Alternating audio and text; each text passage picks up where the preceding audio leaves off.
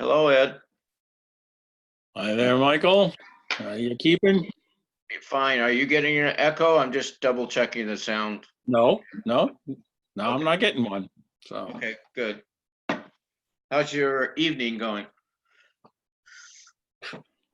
as expected, it's dark outside and it's kind of cool and Yeah.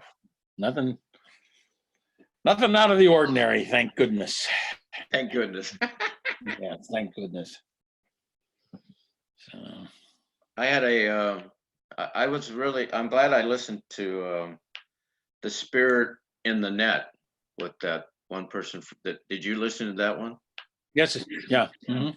I really found that it resonated with me a lot, especially when towards the end when they talk about he's really challenging going back to magic in a way that of learning how to listen, but not getting all Yeah. deficient magical, I think is what Mhm. he's concerned about. Yeah. Now I am getting a little bit of echo there when you were talking. Oh, okay. I'll turn. Okay. Not now it seems to be okay. Okay. Yeah. It probably has to do with the speakers I'm using. That could be. Yeah. Yeah, he was kind of an interesting fellow. Yeah. Um, uh, He was all a New Yorker, the sound engineer. Yeah, Yeah. yeah. I found that interesting. He knows his music too. Yeah. Pink Floyd, The Wall. Yeah, And he even has loudspeakers. yeah. I thought that was nice. What I found really interesting was a little anecdote about that the guy in the Q&A brought up about the Stairway to Heaven thing. That was like just a real Yeah. weird little wrap up to the whole thing. Yeah. But Yeah. Yeah. Because, you probably know more about, I kind of got the gist, but you probably know about his reference to Wagner. well, I'm not a big Wagner fan, nor am I real knowledgeable about him. But Oh, he's an icon of German music. There's a Wagner festival every year. It's a really big to do, and they do the Nibelungenlied and which is a real classic, tragic, romantic, well, it saga type affair. seemed to fit into our conversation about how to engage the music, Well, this is the the thing. engagement. Wagner talked about and that's the word that he used, the Gesamtkunstwerk, Yeah, which yeah. is the total work of art. Hmm. So the hi Hi, John. hi, John. So the just to end the sentence. So it's not just like music that's being performed. Yeah, There's a lot more that's going on, and it includes more than just the music itself, or maybe the way things are placed in the scene, or the performance in and of itself, but it's also the audience, how the audience reacts. It's it takes on a larger dimension yeah, than because that's what he what we was. normally think about when we think about work. Yeah, because that's what he was referring to is Yeah, not just the music coming at you, right. but Yeah, you're you have to engaged. engage. You have to get Yeah, involved, so to speak, yeah. in it. And we think about listening isn't passive. That's No, the thing. Yeah. We have this idea that it is, but it's not. You really have to work at it. You're right. going to get it right. And so Yeah. What did you think of his understanding of the feminine? I liked his talk in general. I thought he had a very well-rounded approach. He was one of the more more Jungian of them all, Yeah, because he that's is a true. Jungian analyst, which is also the nice thing about the conference. There are some people that are very, let's say, Gebser strong, and others are more Jung strong, Yeah, and it presents an interesting balance. There's a couple of people in there, like we discussed yesterday, that are neither, but they're yeah. there. So. Well, and I like the way Jeremy was very open to wanting to know more about how, the crossover between the two. Yeah. But you It know seems what? to be. It's a part of the. They were both at the same place at the same time, and I know they had a lot of interaction because they were friends for, until Jung died. Uh, So and I don't think it was just the Aranos lectures themselves. I read some, I can't remember where it is. I've been looking for it. It's one of those things you hear, you read, or whatever it is, and then you don't remember where it is. But someone, and it might have been in a talk I had with Feuerstein. I don't know. I talked with him on the phone a couple of times back in the early 90s. But Jung had an institute in Basel where he gave classes, just like, the guy from New York. He's on the faculty of the Jung Institute in New York. Right. Okay, so they give classes. Well, it's just like at CIIS or any other place. They bring in people to hold classes, and so they might hold a course every winter semester or something like that. And the number that sticks in my head is 16. It was like for 16 years, Gebser actually taught at his institute. So he probably did a course on the evolution of consciousness. Right. And even though he and Jung had differences about the unconscious, as pointed out quite clearly, they had a lot in common with that whole idea about the individuation, because I don't remember who I listened this morning to one where they were talking about the difference between this very broad collective humanity consciousness structure mutation on the one hand, but individual development on the other. So there is that dichotomy between the person and the collective, species, if you will. The species. And that's also probably an area worth thinking about looking at, maybe even pursuing a little further. Well, I like the fact that Marshall McLuhan was in there too, because he's one of my favorite. The whole, synesthesia, everything coming at us at once. Well, a good number of people that are in the Gebser Society got there through communications studies. Okay. So it's not uncommon to find, but I think he's an interesting addition to everything else. Yeah, right. That's what I find it, especially in terms of the acoustic, and which applies to the magical in a sense. Yeah. And hi, Marco. Well, Marco. Good day. How's the construction going, or is that finally finished? The bulk of the job, the most serious, the most disruptive part of the job is finished. And there are a couple of last things to do, like reattach our back patio. It's a couple things like that. But we're very fortunate today, or at least I feel very fortunate. We've gotten dumped on by about a foot of snow. Wow. And so everything is kind of shut down. And I'm taking the opportunity to relax a little bit, and to, I've made myself a nice hot drink, and got a chance to do some reading, some listening, and and so I think I probably have more listening to do today than speaking to do, but we'll see. In any event, it's good to be here with y'all and to it's good. Good the spirit. Go right ahead. Good to see you and John. Yeah. So I have just started listening to a couple of the talks. I listened to the one with Sean Kelly, and I also listened to Jeremy's talk, and got a sense for what the discourse is and what where the conversation has been going. I also read this piece by Sean Kelly, Cosmological Wisdom and Planetary Madness, which is published in Tikkun, because it looks like it has a note by Rabbi Michael Lerner. Yeah, Lerner had an introduction to it. Yeah, and I picked up some interesting ideas from this piece, which perhaps we can discuss. And here we are talking about the end of the world once again.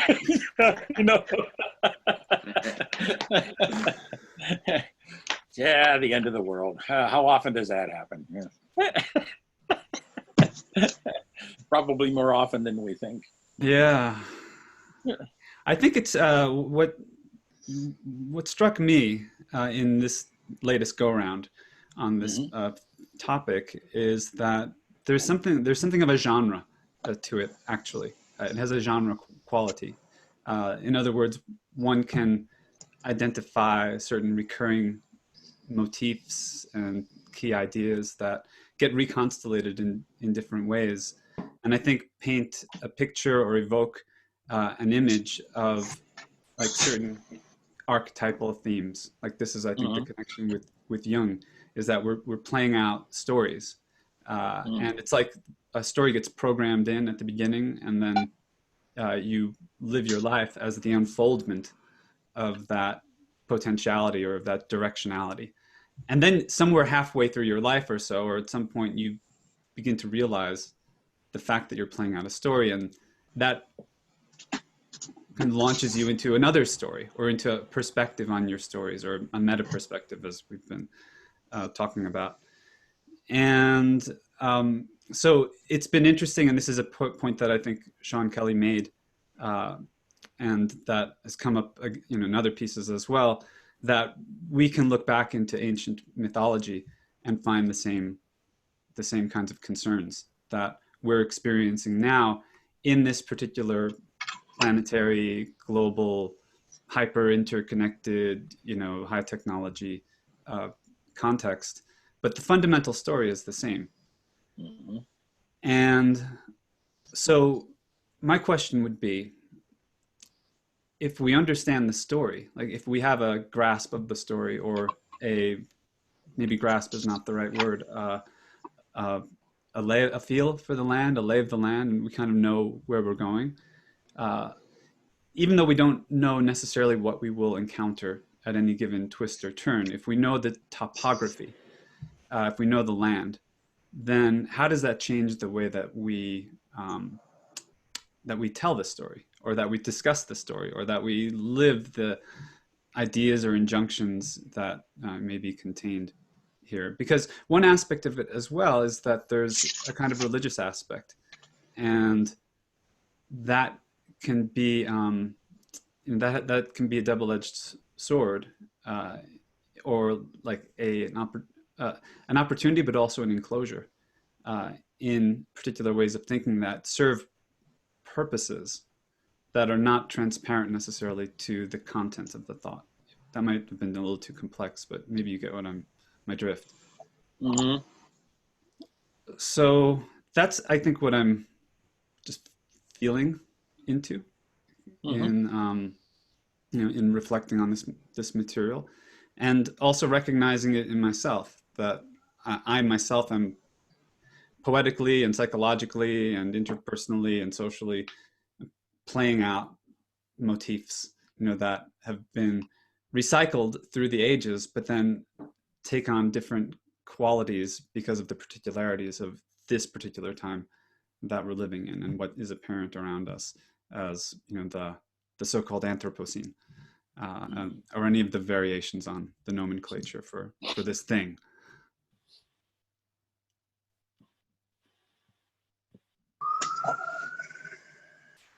Do you want to say something, John? You haven't.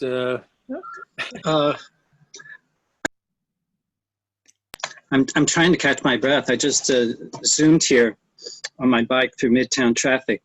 Zoom to the Zoom conference. after taking a wonderful Feldenkrais class. I don't know if any of you have done Feldenkrais, but oh yeah. So Feldenkrais was a physicist who was also a martial artist.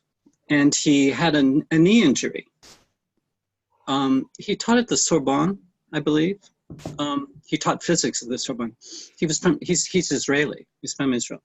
At any rate, he knew Aikido, he knew physics, and then he had this injury in his knees. And he spent a considerable amount of time healing himself.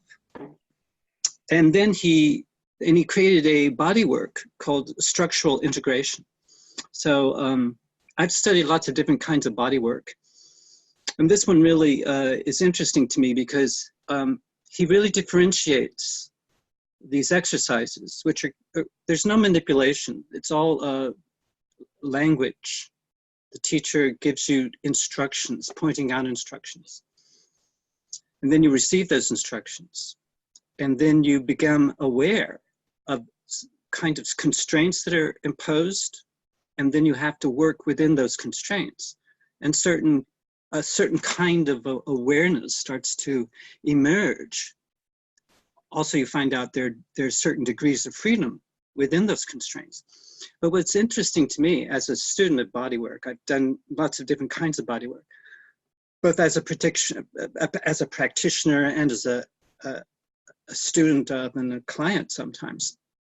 And I'm very aware of differentiating between the fascia, the muscles, the skeleton, the skin, the breath. And once you make that differentiations between these different components of one's embodiment, you can begin to integrate. And then you can start working with the imaginal bodies. I believe there are more than one. And that's also part of this practice, which I find incredibly interesting and fairly rare, because most body work is basically about working with the neuromuscular. And I think that's the, or like Swedish massage where they just manipulate muscles, or Rolfing to some extent.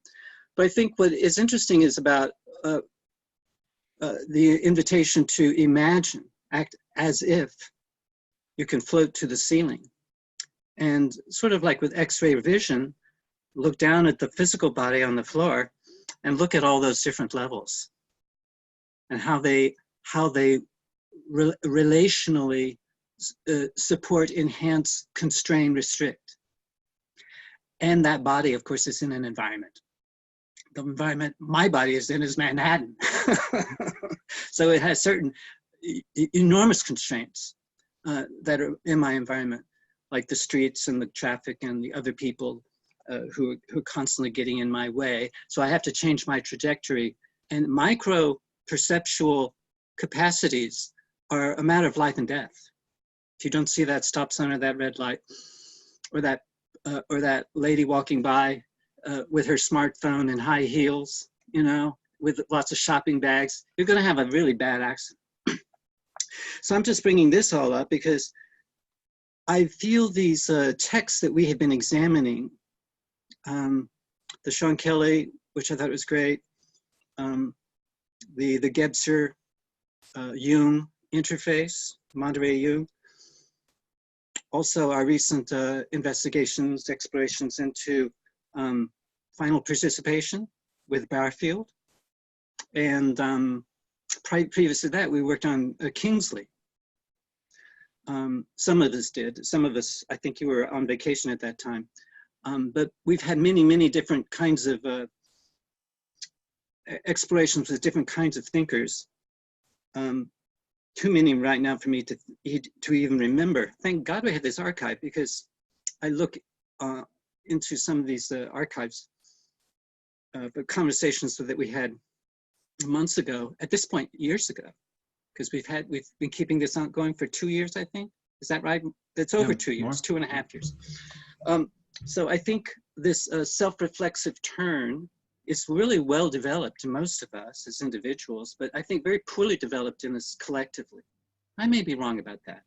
But I think that, well, I may be wrong, because how is it that I'm still in my 6th decade on this planet coexisting with other humans? There's a lot more going on than I can, that's quite invisible architectures that are supporting us and also inhibiting us. So I think there is a collective intelligence, a collaborative intelligence, which many of us have given expression to as a desire, maybe even an ideal. And I believe we have struggled quite a bit and stepped into a lot of dog shit. And I think we have to sort of find out how. And I love the urgency, actually, because I think it actually creates a kind of humility about how we're going to go about making what some are calling non-rivalrous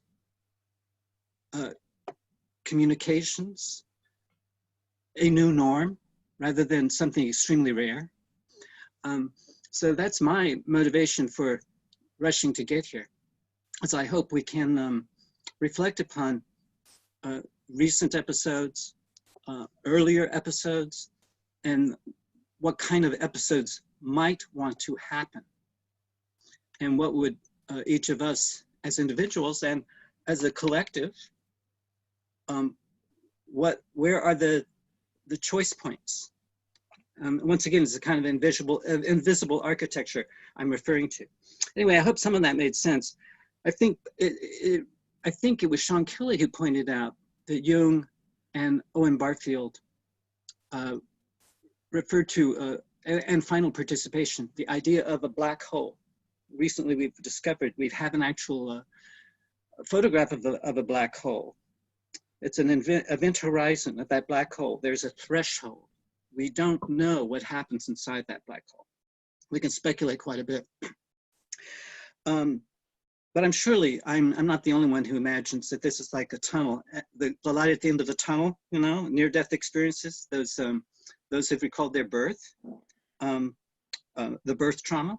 I think there may be a relationship between those human experiences and maybe what the black hole is all about. At any rate, that's highly speculative, but he's looking at it as an event horizon, something that we're moving towards collectively, a collective near-death experience. Maybe what's happening next. And this could be a collective initiation. And this, he believes, has a lot to do with Jung and Barfield, who are talking about final participation. In other words, there is a point to all of this, and we are collectively going in a direction. And it's not just up for grabs. And some of it is indeed influenced by and shaped by capitalism. But that's not the end of the story. Much more is going on because some of our self-reflexive capacities had been brought forward by the acceleration of the economic system that we're all embedded in and immersed in. But is that the end of it all? I think that we're looking at how are we going to shape a new economy, a new relationship to one another and to the earth, and how are we going to balance these ascending and descending currents without our imaginations? I don't think that's going to be remotely possible. So anyway, that's my spiel. I hope that makes some sense and is of use to this invitation that we've given ourselves to, wonder about all this. Thanks. Thank you, John. I'm sorry, yes? I said, thank you, John. Oh, thank you, thank you. Yeah, thank you. Yeah. Blessings to all of us. I'm trying to calm down a little bit. I apologize for how fast I talk. We know New Yorkers are known for that. I noticed there were a number of New Yorkers at the conference. They all mentioned that they weren't from where they were at.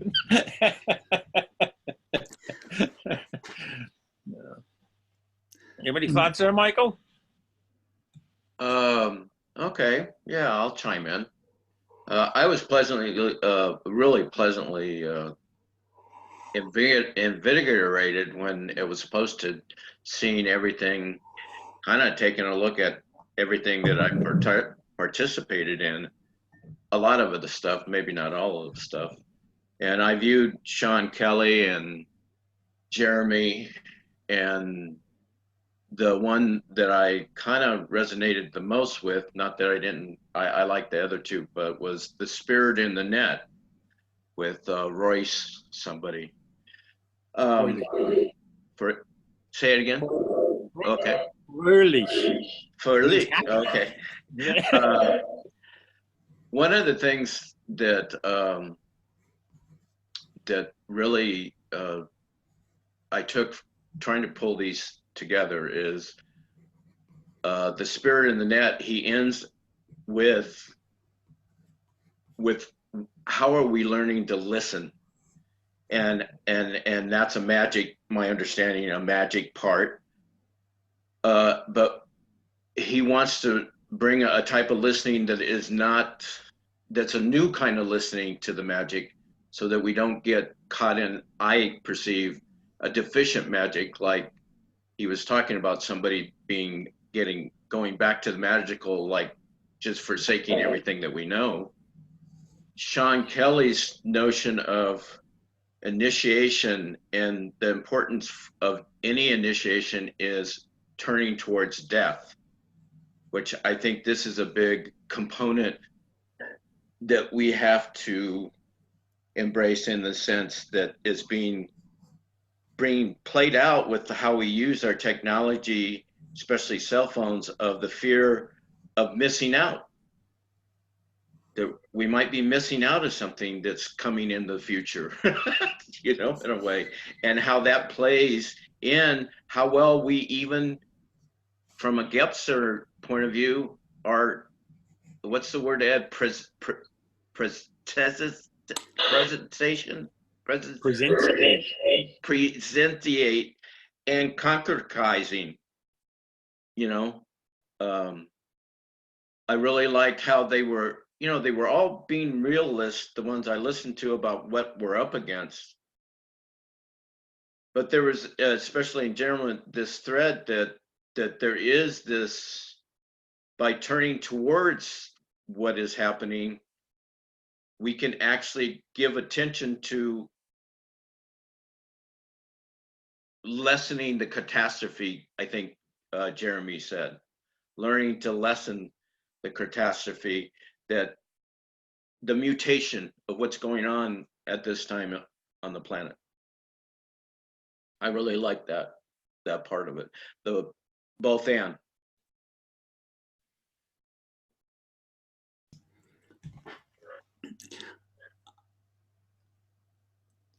John is muted, holding up a book there. I'm holding up a book, a word that you said earlier, Michael, really resonated with me. Yes. Oh, I gotta get that. Yeah, it's a fabulous little manual, actually. I'm trying to study it to see if I can extract some patterns that I could turn into a process. But I think synesthesias are, you know, if we could work with those overlaps between kinesthetic, auditory, auditory, digital, the visual, smell and taste, of course. We have those basic 5 physical senses, but there are many traditions that also emphasize trans-physical senses. And those imaginary areas, those gray zones, like perhaps a hybrid of the physical and the trans-physical. And I think that's where our literature and our poetry and our music the arts tend to draw from, that interplay. And I believe the study of synesthesias is, there's so much research and so much that's very interesting about that, and how many poets and musicians and actors have synesthesias very well developed. Either they were born that way, or that they've developed those synesthesias through whatever art they're practicing. And I think I also resonate. Michael and I tend to be, I think, and I'm from experience, I think we tend to be. We really value the kinesthetic, and I think we lead with kinesthesia. It don't mean a thing if it ain't got that swing, as far as I'm concerned. And I believe, I think I'm drawing upon a lot of different thinkers, a lot of body workers actually, and a lot of dancers, the philosophy of dance, that we live in a very profoundly movement-phobic culture. I mean, we don't pay attention to the kinesthetic. We're very drawn, certainly in Western culture, we're very into the visual. Even our music, we turn into something visual. And I also have noticed some people talking about that melody is starting to disappear in our pop music, and even in some of our classical music. So I think that these are, and that may have something to do with the technology that we're using. But I think these flat screens and the incredible power that they have to manipulate the interplay of our senses can create imbalance, what was already out of balance is even more out of balance, I believe. This is basically based on my observations. Also, working with people over many, many years, and using touch, just doing a simple scan, moving your hand over someone's body, you can start to feel energies, energetic connection, a flow between the palm of your hand and the physical body. There's something in between. And those of us who've studied martial arts or Tai Chi, we're very familiar with these kinds of flows and different ways of languaging it, many different theories. But I often noted how someone who I knew was taking drugs, therapeutic or recreational, that there was something in this field that got disturbed. And I could also sense, there were certain kinds of sensations that would be signals to me that, well, no, this isn't cancer. But you should go to a doctor and get it X-rayed. But this is what I think it is, but I don't know for sure. And I was amazed how many times people would come back from that and say, oh yeah, I went to the doctor, I got the X-ray, and it wasn't cancer, it's what you said it was. And that scared me shitless, because I didn't know how I knew that. Mm-hmm. Okay? Yeah. And so it scared me so much because I did not have a theory, a cognitive theory that could support that kind of knowing. I shut down on it because I don't want to be that weird. Yeah. I don't want to be walking through rooms and picking up on everybody's trauma either. I want to be able to have my own experience and know what the difference is. So I think there are people like myself, who tend a little bit to have thinner boundaries and a little more empathic than others. A little bit, not a lot. I definitely have a sense of boundary. But I think those boundaries for me are extremely porous and flexible. And I think every actor or performer or musician knows how to do this. They go out onto a stage. There are 2,000 people in the audience. There's someone, they have their colleagues around them. They need to be able to direct their attention. Where is their attention? On the inside, on the outside, how far out? The back of the audience they have to be aware of. They have to project to that last person up in the gallery. And they also have to be very tuned in to very, very subtle kinds of discriminations in the kinesthetic, whether you're a singer or a dancer or whatever. And all of these capacities, which we all have, they're amplified if you're performing, but also athletes are doing it. A hunter, so going out into the woods and you're hunting game, that has to be a real challenge. Being able to differentiate a sound that is meaningful for you to, be able to kill so that your family can eat tonight. I mean, those kind of subtle discriminations, I think, we're born with it to some extent. Then it's developed and amplified by perhaps whatever kind of performances we engage in, or what kind of practices we give our attention to. At any rate, I hope this is going somewhere. John, can I ask you a question? Please. You pointed out about our commonality with kinesthetic, and yeah. One of the things that I think I totally get why you say that a lot of people are out of touch with that. Mm-hmm. But one of the things in the piece with Royce that he brought up, and several other places was brought up, this notion of how we're out of touch with movement has to include, from my point of view, of being able to slow down, because he references Brian Eno of slow down, sit down, and pause and breathe. But most of the movement that we have because of our technology is busy movement. It's not the kind of movement. I just want to add that nuance in the notion of movement, not for necessarily the sake of being busy, but bringing some attention, giving attention to, okay, you may not be able to shut off your thinking, but you can influence and slow it down enough that it's like Royce kind of pointed to, a Zen master will not tell you that there's anything wrong with thinking other than there's other modes, and it can be useful, but if you don't know how to use that ability, or it's abusing you, then you've kind of locked out other abilities, and plus you don't know how to use your thinking ability in a Zen-like way, per se. I just wondered what you felt about that. Thank you, Michael. And I would like to respond because you helped me ground myself so that I could figure out what I was trying to communicate. In the beginning, there was movement. I'm drawing upon Maxine Sheets Johnson, a lady that I met. She's a friend of a very, very good friend of mine. She wrote a classic book, The Primacy of Movement. She's a phenomenologist. She's a philosopher of dance. She was a dancer. But that's her. In the beginning, there was movement is very different from the origin stories that many of us have learned in church or wherever. I think that, and also dancers and performers, they can go meta to their movement. They can reflect upon and think about their movement. And I think that is not captured in our educational system. Maybe athletes, we love athletes and we pay them a whole lot of money to do what they do.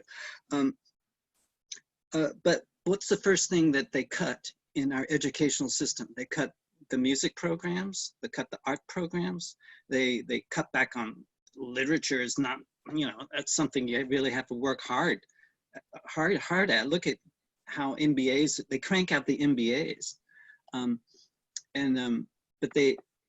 But I think the tests, the IQ test, the SAT, all these kinds of scores that we give are really about the language and the mathematical and the logical. And it totally has and ignores entirely, I think, the very primary kinesthetic intelligence, which, you can, an SAT or an IQ test does not address at all these kinesthetic aspects of our nature.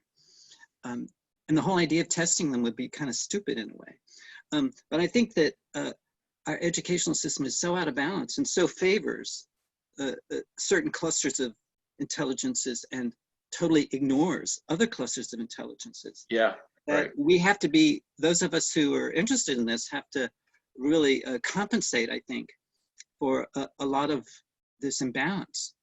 So anyway, I hope that makes some sense. And also the tests, the IQ test, the educational, the factor model education, we've talked a lot about education. And I think that a lot of these tests, I'm drawing from, I can't remember his name, Stein.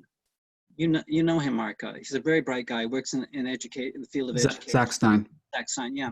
What he's talking about, these tests came out of France originally, but it was the American military that actually used them on a very intensely during the First World War. How they wanted to find the best good little soldier they could. And that's what these tests were really, really about. And they've been developed and employed by the military-industrial complex on a grand scale. So at any rate, I'm just sharing that because I think there is many different histories we could go back and sort through to find out how did we get to this, where we are today. And there are probably a lot of unsung heroes and heroines who were working in many different fields. And luckily, we can, I believe, access a lot of what they explored and experimented with. And I think that's the value that we can be bringing to one another and to the communities that we hope to serve through this technology, rather than just being used by the technology and exploited by the technology. Anyway, that's my spiel. Thank you.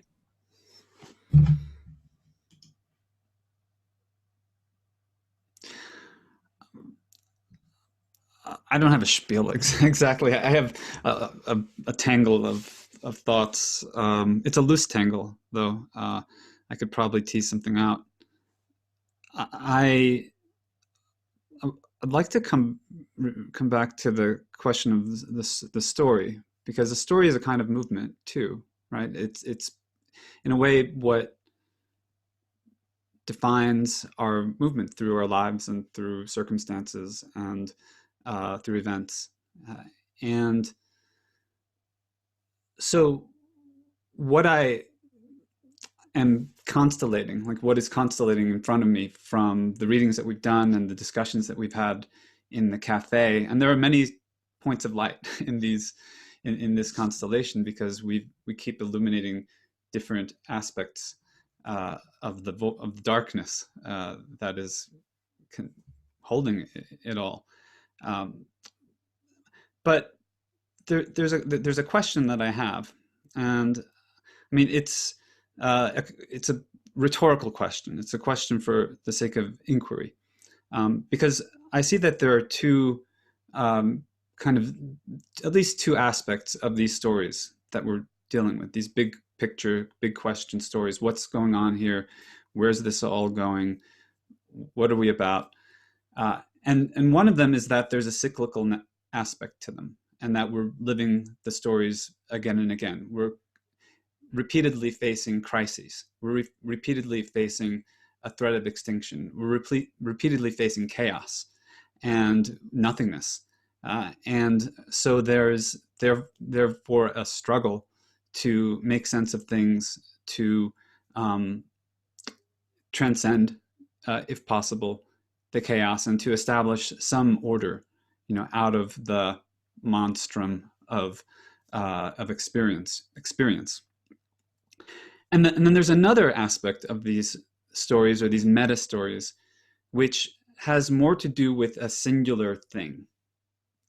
That all of this that we have been conceiving of as human history, the emergences of different structures of consciousness, the development of different capacities in the human, is not just a cyclical thing which continues to recur through archetypal patterns and through literature and through events, but is itself culminating in some kind of new thing. That's not a cycle of the same. That's actually a novelty. It's actually a cosmic innovation. And in some circles, that's referred to as singularity. This brings back the notion of that black hole, which is also a kind of singularity. And this sense that there's an event horizon. There's a point beyond which one cannot see. Information does not escape, the gravity, the intense gravity of that singularity. And it draws things into it gravitationally. And as things are pulled in, as we know from relativity theory, their sense of time also changes. And time means something different outside, on the further edges of this singularity, than it does inside of it and inside the event horizon. And I believe theoretically, or perhaps just mythologically, at the very center of it, there's an exponential kind of, the graph breaks. So there isn't time as we know it. Now, I think that there's a way of looking at this where that pattern of exponential sort of dissolution into novelty is something about the mental. It's something that the mental does and then replays through different circumstances. So we could see that in physics, but we could also see it in society.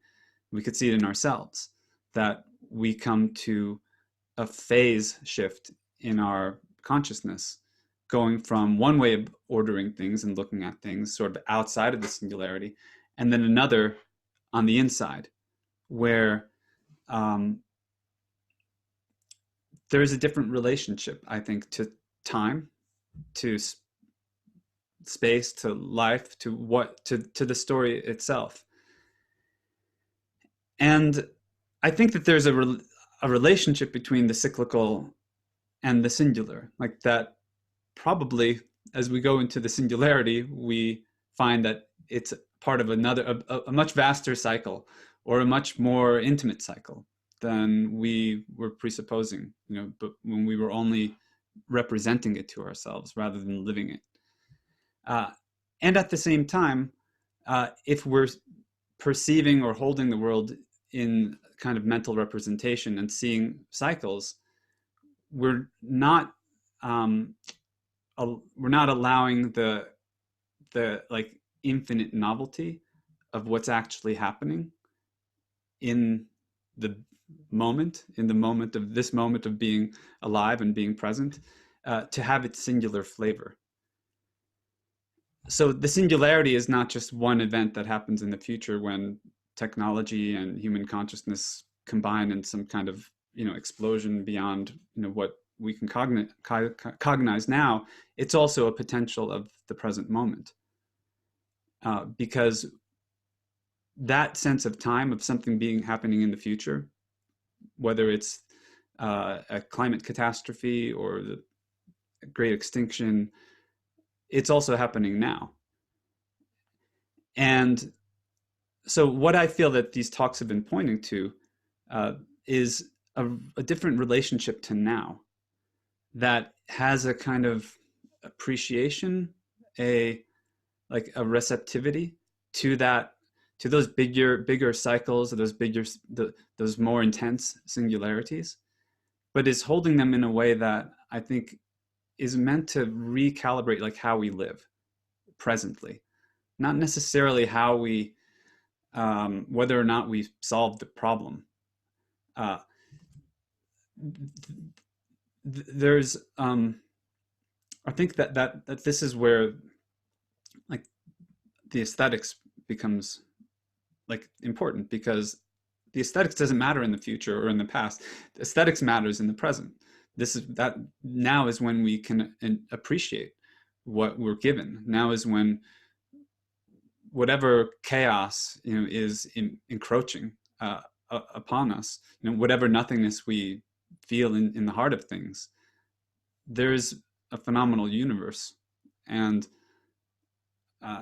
that's wonderful. Actually, that's a miracle. When I was in New York, I thought it was a miracle that the place just didn't blow up. It was incredible, like how orderly it is for how much intensity is there. We went to the museum together with your That's right. family. That was That's wonderful. Right. We went That's to right. Mama. And as I was walking to meet you, I was looking at people crossing the street, and cars going in every direction, and bicyclists, and huge buildings, and so many things going on. And somehow it all gets perfectly, almost not perfectly, but mostly pretty well orchestrated. There's not war breaking out, there's not massive. So we obviously have the capacity to do that. And it's not something that any one person figured out. It was a collective intelligence. It was an act of collective intelligence. And it seems that in this planetary age, what is required metasystemically is that happens on a planetary scale. And that's obviously not happening now. But New York wasn't always more or less orderly place either. It took time and trial and error, and a lot of work and a lot of attention, and people caring who lived there to make it a livable city. So what I think is required of human beings, like in this transition into an Anthropocene, is like to own up to their role, like in stewarding, maintaining, preserving, and giving back, giving forward, paying forward, to future generations or future species, or the what has been granted in having a planet to live on, where things can happen, where we can live out lives, where we can have a culture.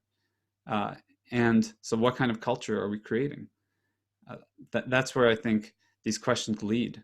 And beyond hope and despair is one of Sean Kelly's themes. And I think beyond hope and despair is creativity. It's where we're not despairing of what is not, or hoping for what isn't, or despairing of what is, but we're participating in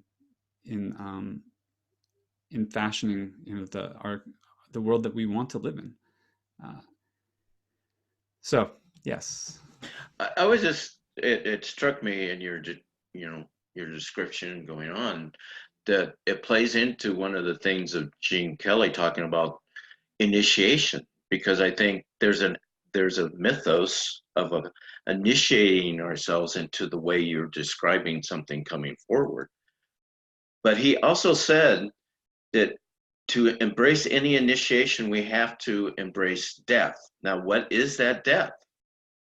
That I'm speaking from personal experience of having experienced death in my own body and mind twice, that what I've gained on the other side of it, and looking back like you described, is the intensity that came with those moments, and how I've learned how to integrate working with intensity so I can participate differently, having woken up alive per se, in actually, from my point of view, a totally new world.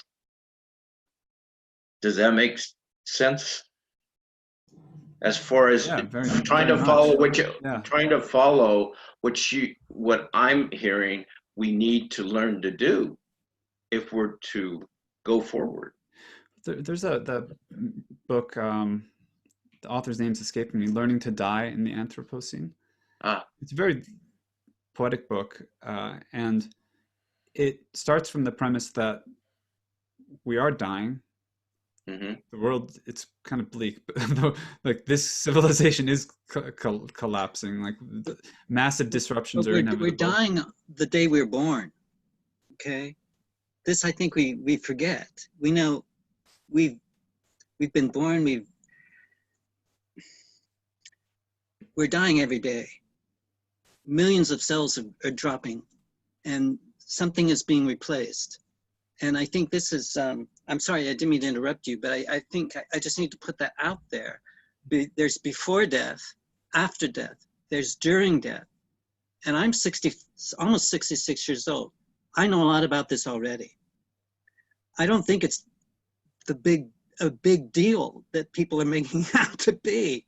You go to sleep every night. Where do you go when you go to sleep? And then you wake up in the morning. Where were you right before you woke up? If you start to study at the micro perceptually these transitions, you're going to know a hell of a lot about not just your own personal psyche-soma arrangement, but about our human capacities and the other than human capacities that are making our human experience possible.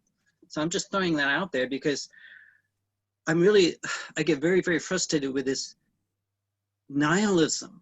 And I'm not saying any of us are nihilists, but there's an unconscious nihilism that runs so deep in our culture that you're already kaput. So just break out the booze and have a ball and make as much money as you can. And I think that is, it's a big mistake. And I think a lot of our therapy and our movies and so much of our culture is hooked in the undertow of this.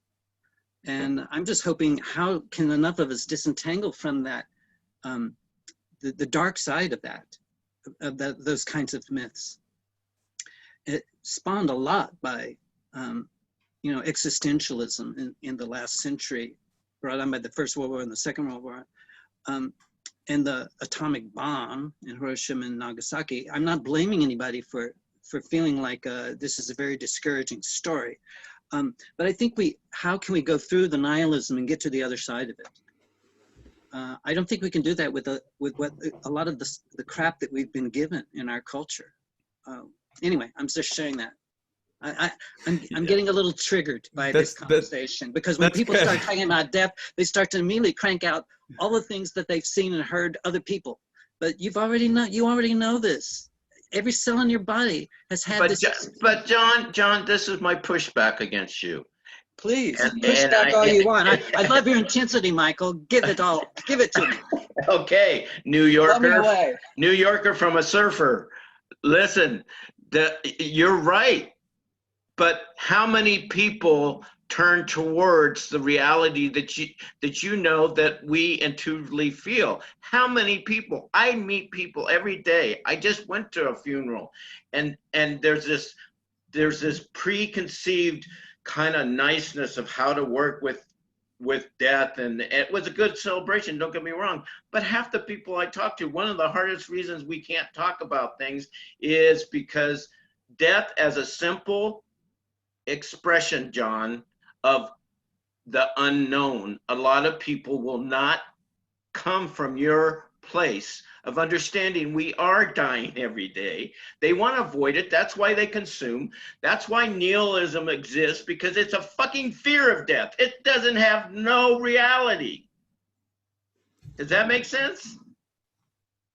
I agree. And I think it's I think there is I'm hearing feedback. Maybe that's for me. But anyway, that's me. There is I think there is these thresholds, these boundaries in the in-between, there is a whole lot going on that we do not give our attention to collectively.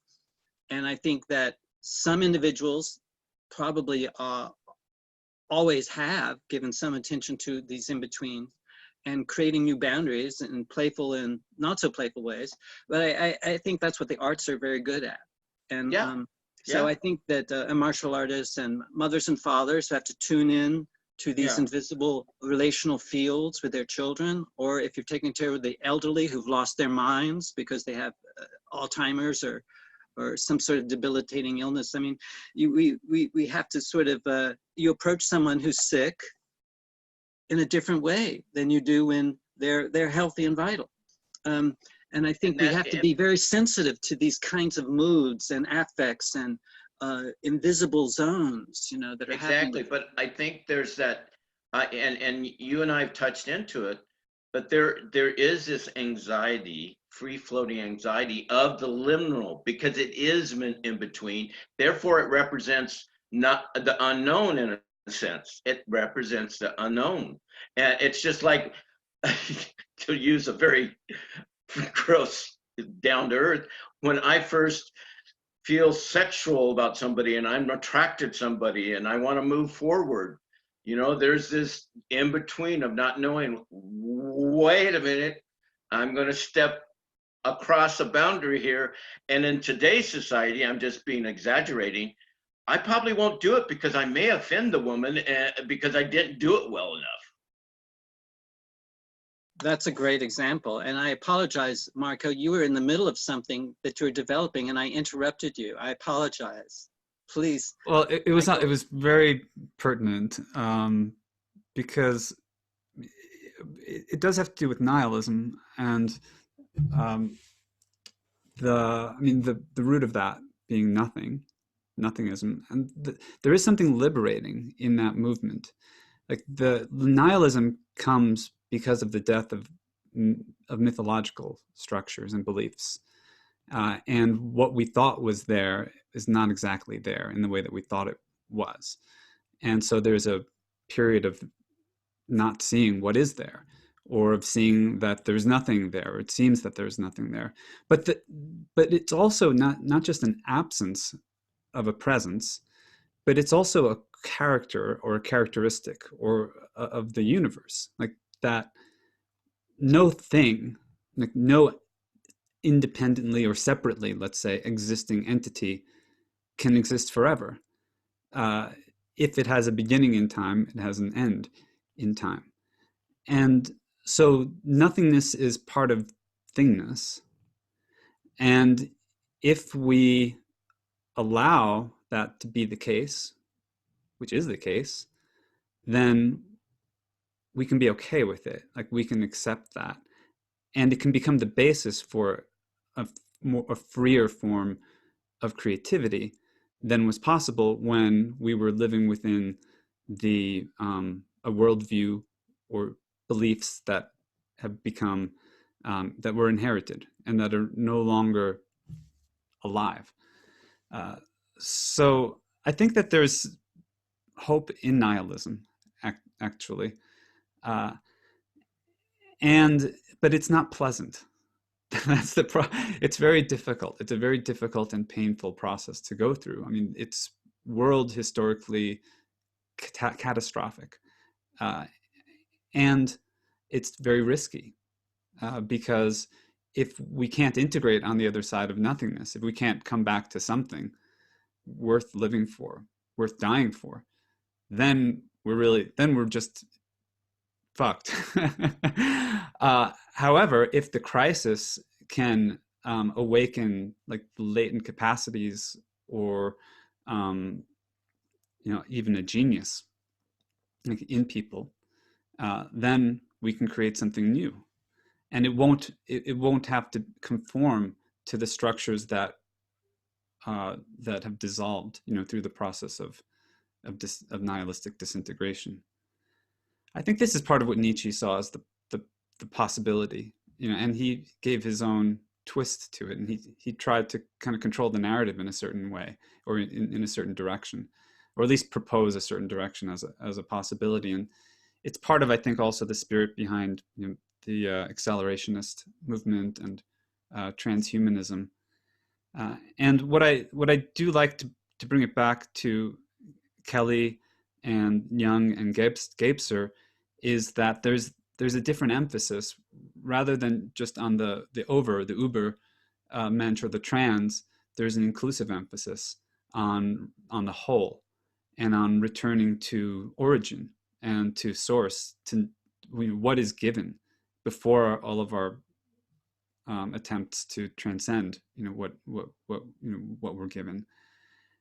And then I think if there can be a combination of that drive, that kind of angst-driven creative discontent that is hovering over the abyss and doesn't have a mythological pre-given form to latch onto, and has to come up with something new. If we can combine that urgency, like that intensity, with all that's given from source and origin, I think then there's a different kinds of grounds for hope. Maybe that's something that is not just a hope for something that might happen in the future, but could be an engaged bringing forth in the present. And so we don't have to hope, because we're doing it, we're creating it. Well, and there was a reference in Royce of time as intensity. That time is intensity, and I think he was trying to point to Gebser's notion of a temporality, is that if we see time as a intensity, then that's the edge where we embrace the atemporal or the timelessness, and I really resonate with that description, or whatever you want to call it, because my moments of epiphany through those two experiences, with death through suicide and then the accident, really resonates of just on the edge. Time was intense in those moments. I still remember that, but through the intensity, and especially the first one, the suicide, I went through that intensity, screaming and crying and just, no, fuck, I don't want this. But the other one didn't have the same quality, but it was intense. And with both times on the other side, it's been a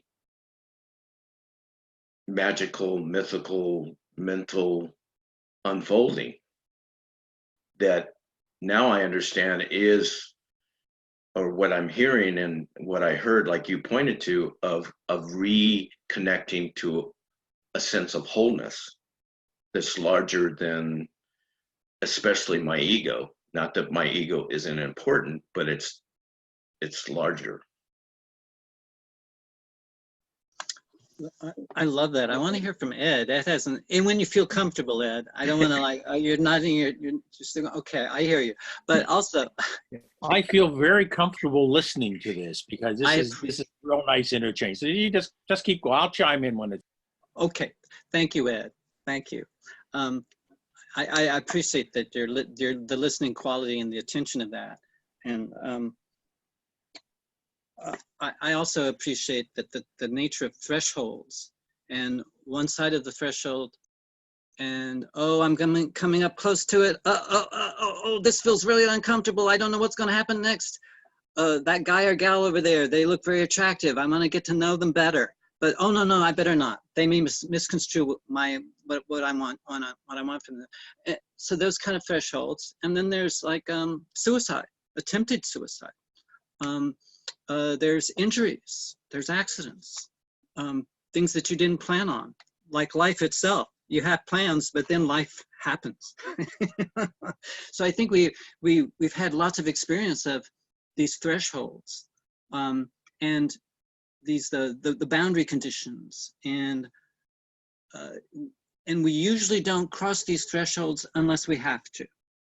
That's been my experience, where it's just so awful being constrained that I would rather die than live within this constraint. And they're few and far between, but I've had that experience where, you know what, I may be wrong about this. If I'm wrong, it'll be annihilation, but that's better than living in this unknown circumstance where I'm listening to what other people are telling me is true and true and false. I would rather die making my own mistake than live in this impoverished world following their orders. Okay, so this is I could probably diagram this, but I think, and I'm taking a meta perspective on multiple episodes where I've felt up against it, and I'm sure we've all had these experiences and the decisions that we have to make. And my experience has been there are many more failures than what I would call successes, and the successes are almost always very partial and lead to a whole different kind of exploration. So having said all of that, I'm wondering, Michael, this may not be the appropriate time for this, maybe another call, that relationship between an attractive person you would like to get to know, and that's a different kind of threshold, maybe has a different level of intensity than contemplating suicide. But I think that there may be a relationship. I have not attempted suicide. I've thought about it a lot. I've taken care of a lot of people, and I believe I've had near-death experiences because I've taken care of those who are dying and who have died, and I have had reports. So I'm one of those people who talk to the dead. You know? This is not something I talk about too much to too many people because it's such a downer for them, because they tend to be heavily invested in this very unconscious nihilism. I'm not talking about, most people are not conscious of this, but I think that it's, but I do think that some of the people that we've been studying, like Barfield and Kingsley and Gebser and Jung, they were very aware of this deficient mental kind of grid, where thou shalt not know certain things. And I think, anyway, also narrative and story. I'm tying in something that Marco was saying earlier, and about story. And I think there's a difference between story and narrative. Story is plot, character, theme. Narrative is much more about how the story is structured. So we're talking about past, present, future, different kinds of time, simultaneity, sequential. We're talking about often partial relationships, patterns, and the interruption of patterns. We're talking about perspective, different kinds of perspective, and also where is the perceiver? This is where I found a lot of integral theory. So I got really frustrated. Everyone's talking about perspective, But where's the perceiver in all of this? What is perceptually, what are you seeing, hearing, smelling, tasting, touching? I'm not saying that that should be the only thing that's important, but it's certainly something that we should be paying attention to, because there's no context at all without a perceiver.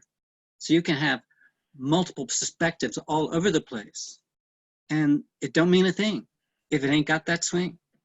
So you need it. Where's the perceiver in this mix? So those are the kind of things I think that new narratives could be creating different kinds of structure for the stories that are happening all around us. Something I heard a mathematician talk about this, or maybe it was a logician, and he was talking about propositions, and he said, but you know, just sit on a bus or in the train and listen to what people are talking about. They're not talking about propositions. They're talking about stories. What happened today, honey? You know, that's what we want to know. Is tell me a story, and people will interrupt you. What's the point? Because this has to be going somewhere if you're going to continue to expect them to give their attention to you. So I think these are, and I think that stories that often compel us the most are the ones where characters are coming up against the threshold, and shit's hitting the fan. We don't want, if you want to bore your audience shitless, tell them about all your successes. People don't give a shit about your success. That's as boring as it can get. They want to hear about those near-death experiences, those frightening experiences about sex, you know, the risks that are involved in learning how to love more effectively, a worthy cause that you're willing to fight for. You know, those kind of things that I think mobilize our attention, because those are the kind of things that really support us in our own, you know, search for some making sense of the worlds that we're in. And I think they're extremely contextualized. They're not up in the clouds somewhere.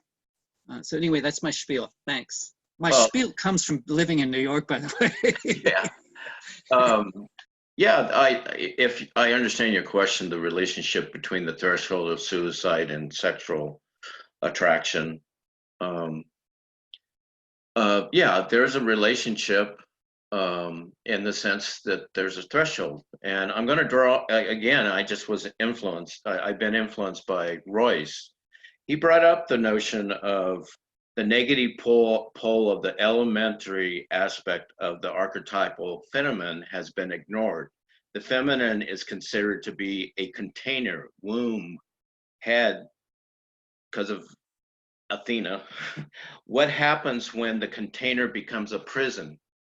So I'm adding in that context, this spatialization container, and in the suicide, the container was the pressure of having a child born, of trying to have a family, and not, it was just a fucking mess. That's the only way of what I was, where I was at the time, I was a fucking mess. And so it's just like, the suicide was the intensity of breaking through that in a very unhealthy way. I really didn't want to end my life. I wanted to end the fucking pain, but in my state, I didn't know that difference. And with the sexual attraction, it's a similar threshold of container. I'm going to share myself with somebody else and, you know, cross the line of being open, you know, instead of being just totally self-contained, you know, and I think context is important, but we can be imprisoned even by our own context. I think that's something that Bateson's daughter talks about. And I love the language, and I resonate with your language. The more we can develop through differentiation and integrate of how we are porous beings. We're not solid, but there is a time to be solid. Let's face it. You know, if a fist is coming at you, you know, or a bus on Madison Avenue, you better know how to get out of the way. You gotta recognize the solidity that I need to move out of the way, or else do I have the powers, magical powers, to just blow them out of the water? You know, I think it's think and feel. I have to keep using that because my thinking and feeling are so, people say they don't want to think of something, and that's just a substitute word. No, you just don't want to feel it. It's not that you don't want to think about it. You don't want to feel it. Because if you feel it, you're going to have to think about it. Let's face it, you know? And, you know, a lot of this is, you know, we've talked about it from different avenues, but yeah, the collective education system doesn't help worth a fucking damn as far as I'm concerned. I've been better educated living outside the education system, but I will say this much. I have fond memories of teachers that I think left seeds of where I've been. So even within that lousy system, I will acknowledge there's been blessings, there's been glimpses of people that I've come to honor and feel blessed. So that's the best I can do. Thank you. I call that sponsorship. I had a few of those too, a handful of them, but they were pivotal. They were pivotal. My relationship with them created something that changed. Yes. And I think it was that they just saw something in me that no one else was giving their attention to. Yeah. And that catalyzed certain latent capacities. And we need that. Children need it. Adults need it. We all need it. Even now, I think at every level of development, every threshold that comes our way, every breakthrough that happens, that breakthrough will not become consolidated without support. That's why there's a social component with every level of development that's important. Right. And I think and feel that these people, I've always, because of them, I've loved learning in whatever capacity. I've loved the activity of learning in an open-ended way. And it's been fucking messy, but part of me deep down goes, oh, well, I like to play in the mud sometimes.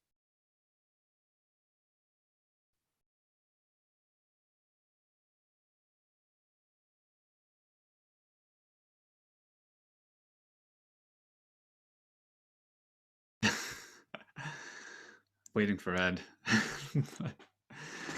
He's leaning back, listening and observing. I would like. I think we need to bring in another theme.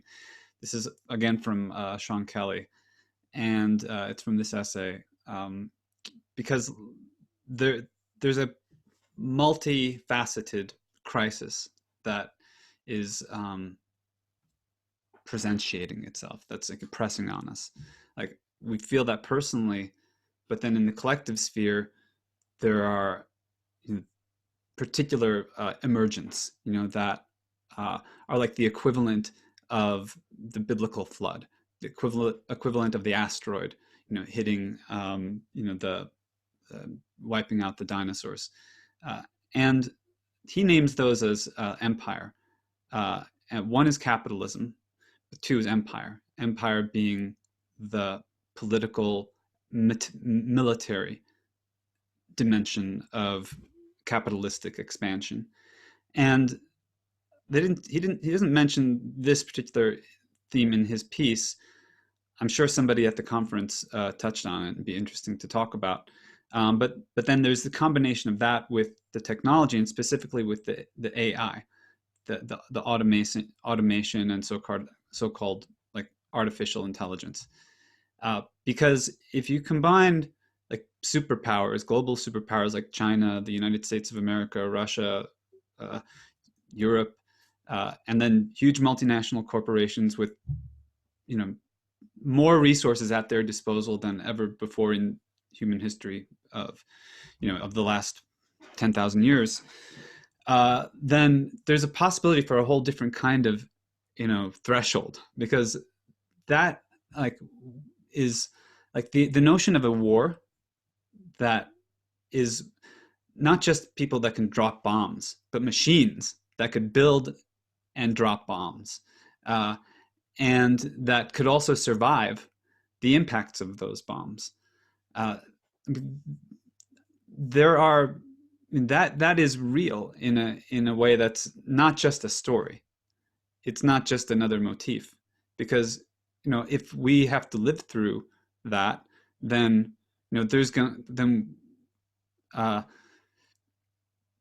it will change everything, right? Just in the same way that the First World War and the Second World War changed everything. I wouldn't be here where I am if not for those wars. My father came from Italy. He was he was a refugee, essentially, and we're going to have a world. We already have a world, but even more so, we'll be a world of refugees. And this threshold between like human-based intelligence and this cyborg, like cybernetic kind of intelligence. I want to be careful with the language. I know we've talked about this many times. I think that that's worth giving more attention to, because it seems to me that these changes, although they seem in the future, they're actually creep up on us. They're actually something that begins before we really perceive them. And we think that the singularity is in the future and that AI is taking over in the future. What if it's already taking over now, or already started way before, before the current discourse? And then it's a subtler thing, because it means that we're in a way already infected with the future.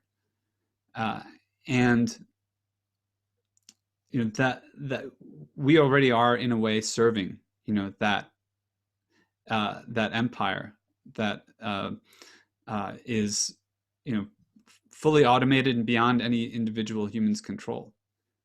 So I think that part of what is like the challenge is that we have to imagine different ways that this is going to play out, because the technology is already emergent.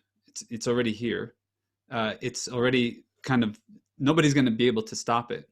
So some humans have to change the direction. They deflect it from one set of possibilities to another set of possibilities.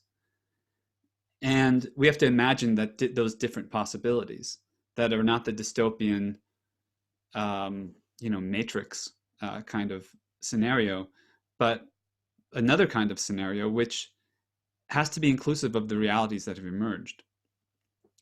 So we've talked about using this technology for the better, and I think it's still really difficult. Like doing these Zoom calls is awkward. We don't have the whole kinesthetic context, but is it possible that we use it better? Is it possible that we learn through the trial and error and the pain and suffering of being assaulted by a rapidly automating world, that we're somehow able to receive what the potentials of that are, but not be dominated by them. So this is just a direction that I'm going in. Like the asteroid that is coming,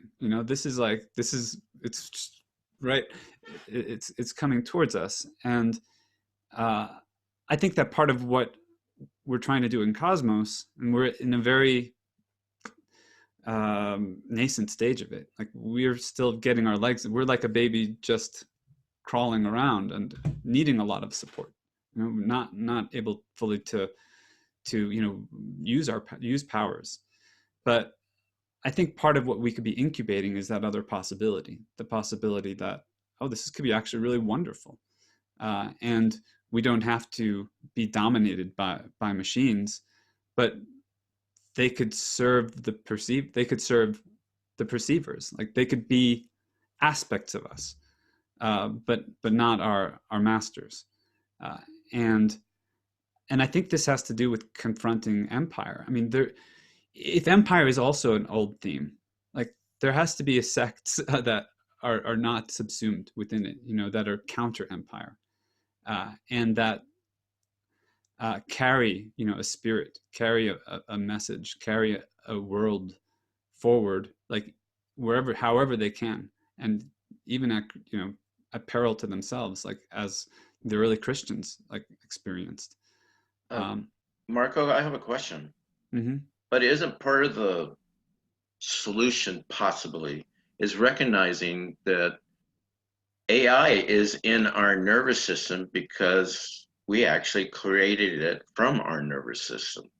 And so there's that threshold of how we've been infected already by it, because this is Marshall McLuhan, because the fact that we're seeing a different form of us that came from within, because in our own nervous system, there's a certain AI automatic working system, and it's called the defense system. Mm-hmm. You know what I'm saying? And it's that, I don't know how I would phrase it, but it's more or less, if we're to change it, we have to see how we are it too, in a sense. In a sense, not in the total sense, but in a sense. That's a great point. No comment on that.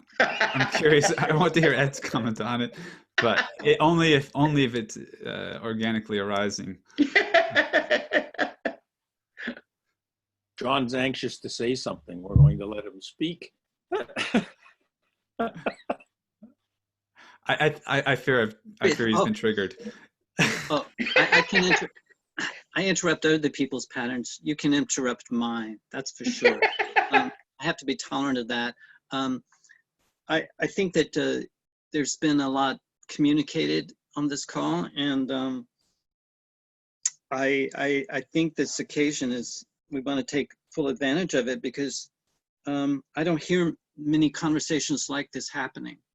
I feel like when there's a lot of lectures and a lot of sermons, and when I get together with people, I can have one-to-one conversations that can have a certain charm, a fascination, but as soon as we get in groups, it gets really tricky. But I think there is something that I want to take advantage of this opportunity. We're talking about capitalism and the Anthropocene. And Donna Haraway, some of us have read, she objects to Anthropocene because it's not humans who have created this. It's certain humans who are capitalists who have created this circumstance. So she wants to question what the essentializing of the human. This is what humans are for. She's objecting to that there are alternative humans, alternative narratives that are not monocausal. And I think most of our myths, I think she would say, are monocausal myths. They're about the hero who goes out and slays the dragon, but now women are increasingly in our movies taking on the hero's journey as well. But there's always a sacrifice, sometimes a death, sometimes they have to die for the group. But I think she's saying, let's interrupt that mono myth. And I think James, Campbell, what was it saying? Campbell, Hero Without Spaces, was really celebrating this in so many traditions, this monocausal myth. But I think we have to sort of disentangle from that. And I think the Capitolocene, some people are using that rather than the Anthropocene, which I have a hard time pronouncing. I think that this, I don't want to sort of tie that into some of our experience, those of us who worked with the axial age. We didn't complete that program. I think we wanted to, and I thought we made a very good start, and we had a good plan, but it got interrupted, just like life is like that. Maybe we can finish it someday. But I think that I was really interested in what Sean Kelly's talking about, the second axial age. But the first axial age was about the ascending current, about the Platonic realms and the heavenly bodies, and the vertical, and getting in alignment with that. The second axial age, what could that possibly be, if not a reintegration, more of a descending current, recognition of origin and shared purpose, appreciation for mud, for bacteria, for the biome, for oceans, for the atmosphere. And I think that we can intentionally create new kinds of narratives that can create an audience, perhaps. And I think there's a large one out there that's really already doing this, paying attention to this transition from the first axial age to a potential second axial age. And we call it different names. We label it in different ways. Going from a first order to a second order, from a group A to a group B, you know, whatever you want to call it. There's something in between. We know the old stuff doesn't work, and the new stuff isn't. The new capacities aren't here yet, but there's something in the in between that we're trying to work out. So I think that it's I think the empire, I think, is probably a lot stronger because we are giving away our power to it. If you look at what's happening in Hong Kong, the young people, which is the future of China and Hong Kong, who are taking great risks, personal risks, to confront this. Looking at what's happening in South America and Chile. Chile is rewriting its constitution even as we speak. What's happening in Barcelona, and what's happening in Great Britain with the, what do they call it? This new movement where people are lying down. You know, they're doing guerrilla theater, you know, in the streets. There are protests, and I think it's Bolivia. They've recently had a coup, and they threw out the Bolivian president. He escaped evidently to Mexico. But I think these are the kind of, these are the cracks, I think, in this empire.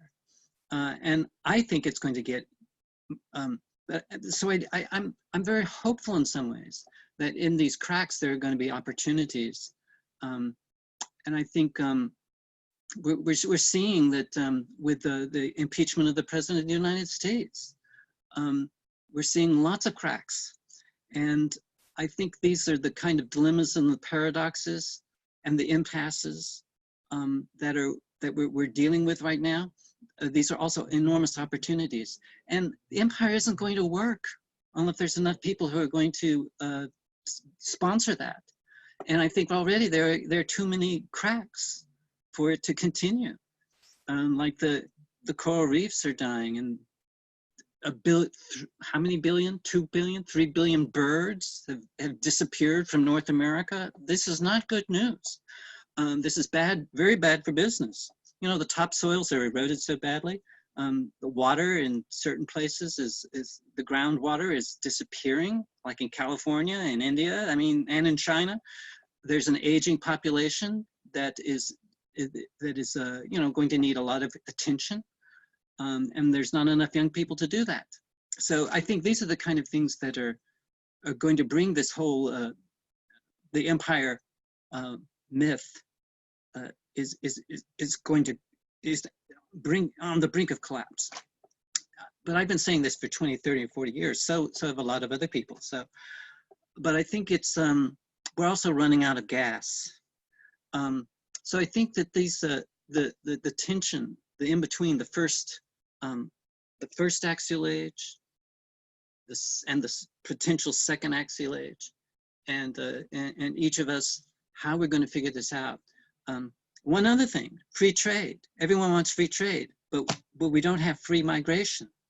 So how are you going to have free trade without dealing with migration in a creative and enabling way? And some of those who migrate may not want to just come here to do the shit work, you know? They may come here temporarily as guest workers, and then they may want to move on somewhere else, you know? I think those are the kinds of possibilities that, potentials that, you know, that nomadic side of our nature, which many of us were at one time. We just moved around quite a bit as hunter-gatherers. And those hunter-gatherers were extremely intelligent and smart and very creative people. Actually, I think they were a lot smarter and more creative than we are, because they had to be virtually geniuses to accomplish what they did. And think of what we do. we go to the supermarket and buy our food. What would happen if we had to go out and actually hunt? I think we would make fools of ourselves really quickly. At any rate, I'm just sharing that because I think that I think you could come up with some really interesting stories, some narratives that would emphasize the rebirth and the resurrection, rather than this perpetual attachment to the crucifixion. So this is the Christ motif, which is from the previous axial age. We could, with the Buddha, with the Confucius, with these sages of the past, how could we take those learnings and create a new transition? Because I think we're going to need something from the old that can help stabilize us so that we can make this transition, rather than the transition actually, it perturbs us so greatly that we collapse entirely. But at any rate, every collapse is followed by something else. I mean, if we look at the previous collapses, there's always been a flourishing afterwards. So maybe we can embrace this as a possibility. And I think the future is, we can dedicate ourselves to that future people that we may not be able to figure out, but there's a future peoples that could, and we could be creating the conditions for that to happen. So anyway, thank you for giving me this chance to articulate this very, very, very weird stuff. Thanks. Let me say something to all of this. With all due respect to Ms. Hathaway, she misses the point. It is the humans. It's not just capitalism. Capitalism is a product of the human mind, and capitalism survives because all of us buy shit. If there wasn't us to pick it all up, they wouldn't be producing it. And that's how it works. So we're all involved. And that involvement is based on, I'm going to use just like cars as an example. It's not the be all. We could, anything. We burn fossil fuels. Our technology has brought us to the brink. Why in God's name would we think our technology is going to save us? Because, and I have to go back to what Michael said, all of our technology is just a projection of something within us. It's nothing out there. It's nothing independent of us. If it's evil in any way, it's because we're evil in some way. If it's good in any way, it's because we're good in some way. And that's why some things tend to work a lot better than others. And some things tend to be very helpful, and we view things as being very helpful. But we, as a species, have contributed our part to the evolution of this planet that has brought, the planet's not going to go away. If anything's going to go away, and this is something that Kelly brought up in his talk, there's a mass extinction going on. Who is to say that humans are not part of the extinction? We are in a position to eliminate ourselves, or most of ourselves, and maybe there'll be some remnant left over and we can figure out, or they can figure out how that's going to develop after that. But we are actually in a position, Jeremy mentioned this, Tim Morton had said it, we are the asteroid. And I think he got that point right. We're the asteroid. Now, are we going to hit Earth or are we going to avoid it? If we have any technological capability, we should be trying to avoid it. I don't know if we know, I don't think we're smart enough to figure it out right now because of a lot of other things that have been said. We're getting ourselves caught up in this panic of the end of the world. Well, the only thing it might be the end of is the end of us, or the end of me or you or whomever else is sitting here. And we all have to deal with that individually, but when we look at the collective picture of this, it's a matter of, is there going to be anybody left to figure it out? I don't know. Maybe, maybe not. And this is why I found what you said earlier, Marco, creativity. John harps on this all the time as well. We've got to become very more creative in how we deal with the things that we do deal with, on the one hand. But what Kelly was looking for was a new kind of faith. And my question is creativity the new faith? Is that where we have, is that the equation that we need to look at more closely? Because obviously the four of us sitting here are all trying to do whatever minuscule amount we can to get our own heads clear enough so that when we interact with others, they may start clearing their heads too. Not in the sense of saving anything. Again, I don't think things can be saved. One of the themes that's come through this entire talk has been about initiation. And every initiation follows a similar pattern. And every initiation, regardless of whether it's from one age group to another, from one societal group to another, that happens to be what I've been reading a lot in the last couple of weeks, has to do with death and resurrection.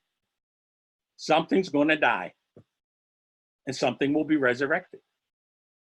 And it's generally, if we're looking at humanity, humanity will die and be resurrected.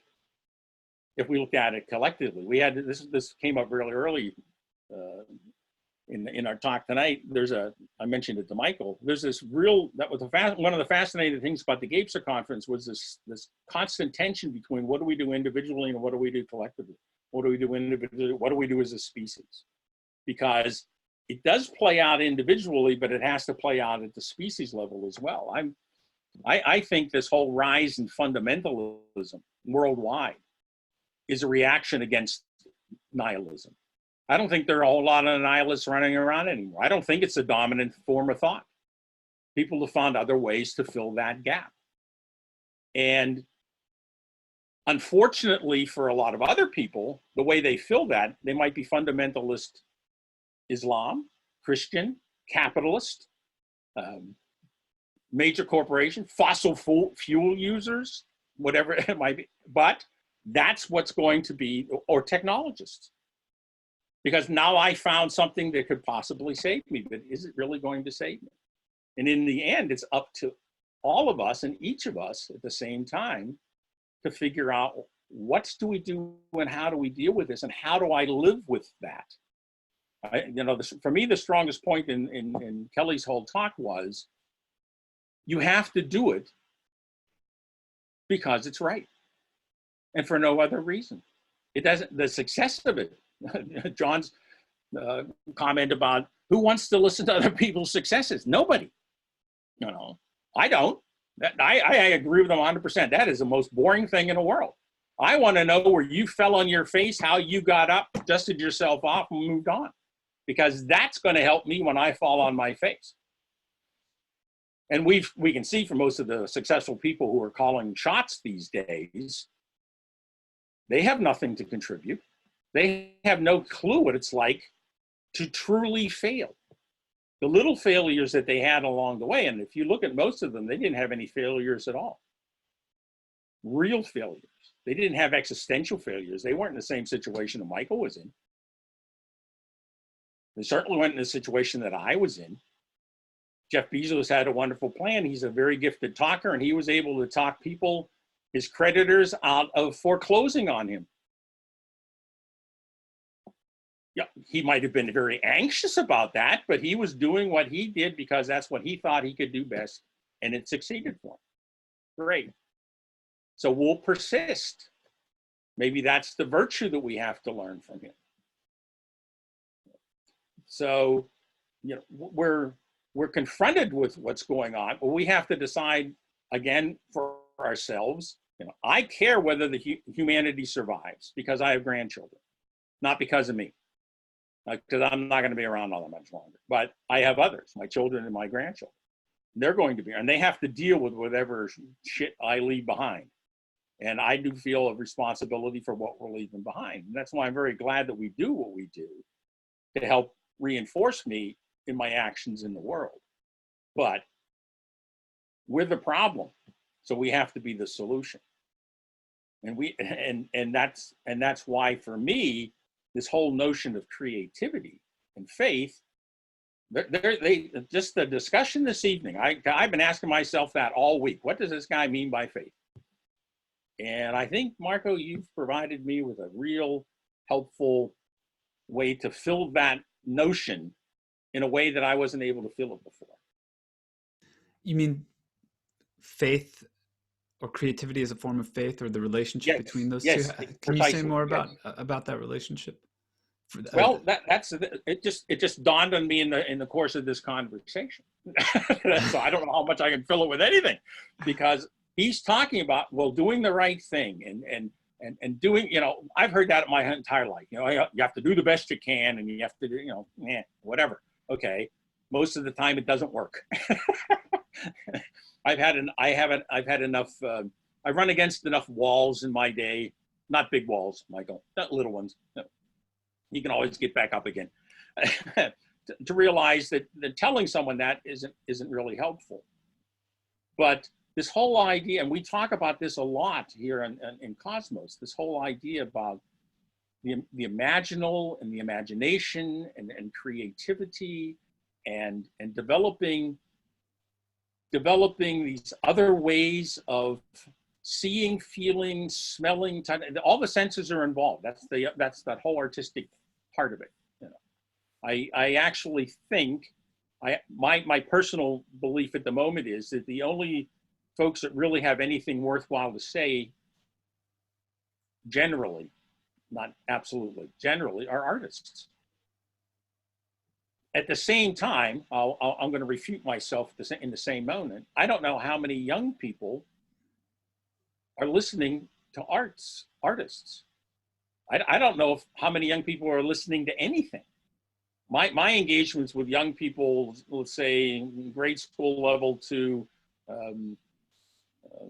early high school, because that's how old most of the kids are who are friends with my children's families, the kids that I run into,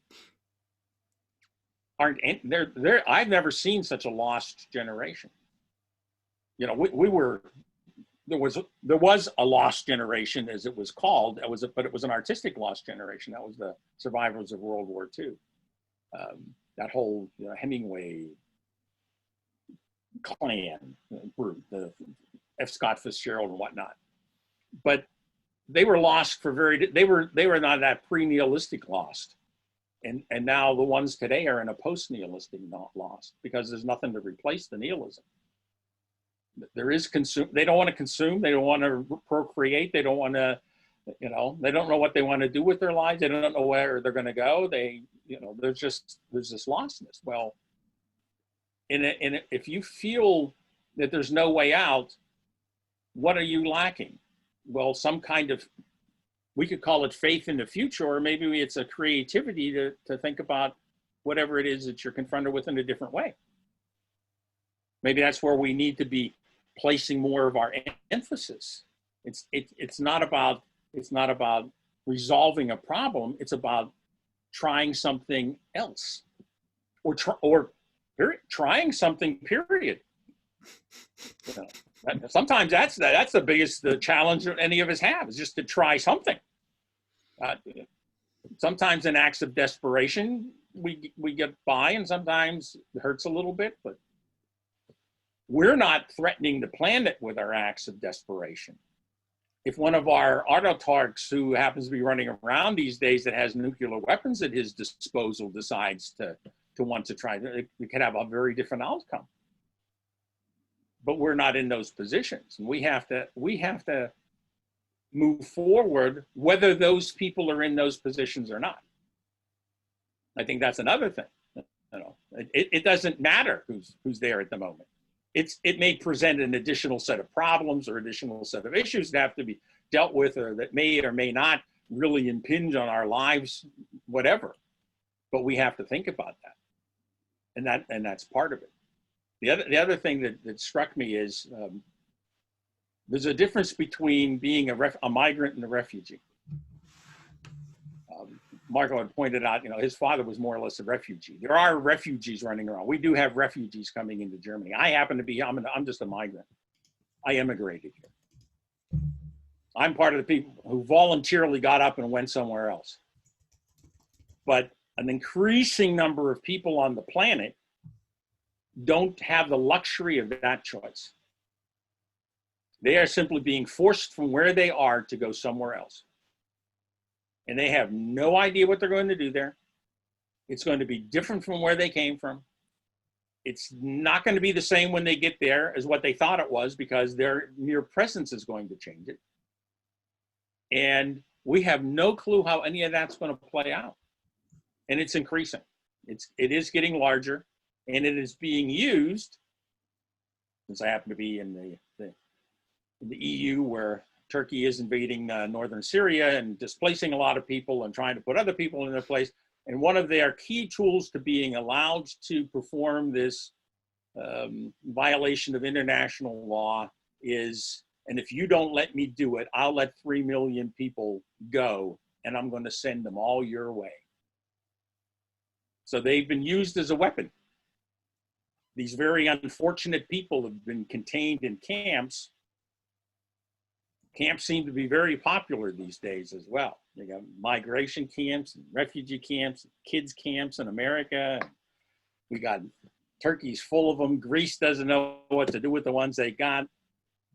Italy is not allowing ships to pick up drowning people in the Mediterranean to dock because they'd have to deal with the refugees. We've got a whole also Italy has, their birth rate has crashed. Well, it's over. My feeling there are is no more Italians. It's over. but so what? I mean, it's happening all over the world. Hey, I know, but hey, really, let's get me a break, guys. But I think there's a relationship between migration, refugees, wars. Yes. Birth rates in the wealthiest countries are going flat. They're all, that's the thing. That is the thing. This is where the Hathaways, the Connollys, and all these people, whomever they are, keep telling us it's all connected. You know, we can't just look at one of them and not the other. They're all connected, and I agree with that. And since they're all connected, it's very easy. That's the other side. This is the positive. It's the overwhelmedness. There's so much that I have to deal with, and there's so many factors that I have to consider that I can't handle it any longer. I'm overwhelmed. What do I do? Well, I think the only way to deal with being overwhelmed, I've been overwhelmed enough with little things, my job and my bosses, and I have to do this, and I have 6 projects and they're all got deadlines at the same time, and whatever it is. Well, how do you resolve that? Well, on a personal level, you find creative solutions to do that, and you prioritize. But we don't talk about any of those kinds of things. But at the heart of all of it is again creativity, and I'm not convinced. I have to say this at the same time. I'm not sure creativity is something that can be taught. I think creativity is something that you can live as an example for others, that they might recognize if you have a close enough relationship to them that they're willing to look at what you're doing and learn from you. Set the conditions for it. For example, that's one. Which we do with our children. That's what we're supposed to do with our children. We try. We're trying. But also in this, one of the things that came out of that, I think, which a lot, and you mentioned overwhelm, I'm going to say, is sit down, learn to slow down, sit down and breathe, so you can set priorities, so that you can put down the problem for a while and rejuvenate. One of the books that's influenced me coming out after my suicide attempt about 3 years was called Waking Up Alive. And it was a study of people that had attempted suicide, some of them several times. This guy had done a study. What changed out of their attempted suicide? And the overall theme is when the threshold broke open, and it forced them to really, I think this is what we need, this generation needs, is they've lost the vitality deep in our gut that we are alive. What the fuck? You know? I just want to add, I know we're getting close to the end of our session today, so I'm going to try to summarize some of my thought fields here. I know younger people, in their 20s, and they're brilliant people. And I have so much to learn from them. And I think there's when the elders and the young people can create relationships, I think that's extremely valuable for everyone. And there's too little of that. But there's a philosophy group I've been enjoying. It's it's for the gay community, and we've been studying Aristotle's Politics. Very hard to read. But what I did a little background check and did a little bit of history with Sheldon Wolin, who wrote Vision and Politics, a real classic. And I read some of his stuff. He's talking about the city-state, talking about Aristotle and Plato. And they were looking at the city. They were looking at, a very small group of people with the walls surrounding them. And this may remind us a little bit of Sloterdijk, but they were not, the city-state was just starting to form because all these cities in Greece that were fighting each other, they were leaving themselves exposed to Persia and invasion. So they had to think differently than they had ever had to think before. And Plato and Aristotle were not good at this. They were interested in birth control. They were interested in property, the wealthy who had arms and horses, and the poor. The vast majority of people were poor. They did not have wealth or horses. And what would the poor, who were enormously larger than the rich, have in common? These are the kind of things that Plato and Aristotle were giving their attention to. Meanwhile, Aristotle's student, Alexander the Great, was creating an empire. And this was under-theorized by two of these master thinkers of the Western tradition. So I think the whole idea of a city, sort of like a little Petri dish, and urban centers and cosmopolitanism and all that's of great interest to many of us, especially in the arts. But also we have the urban and the clash with the rural. And that's what's happening right now. And so I'm just saying, I'm just going to quote from Quentin Crisp. I don't know if you know who he was. He was a real personality. He was a gay stand-up comic, actually. And he wrote The Naked Civil Servant, which is a real classic. But he was one of my neighbors, so I knew him. He said, if at first you don't succeed, perhaps failure is your style. Thank you.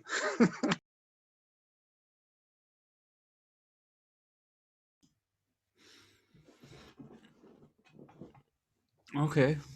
Well, I think we're almost done. I did want to reply to you, Ed, about creativity and faith. And maybe this will tie in as well with success and failure. As a personal confession, that is my faith. And I think it has something to do with the encounter with, maybe the passage through nihilism.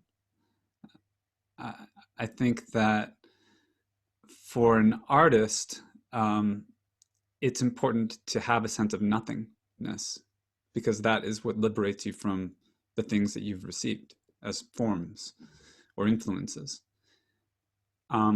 However, I think an artist also needs a sense of somethingness, because creation doesn't come from nothing, actually.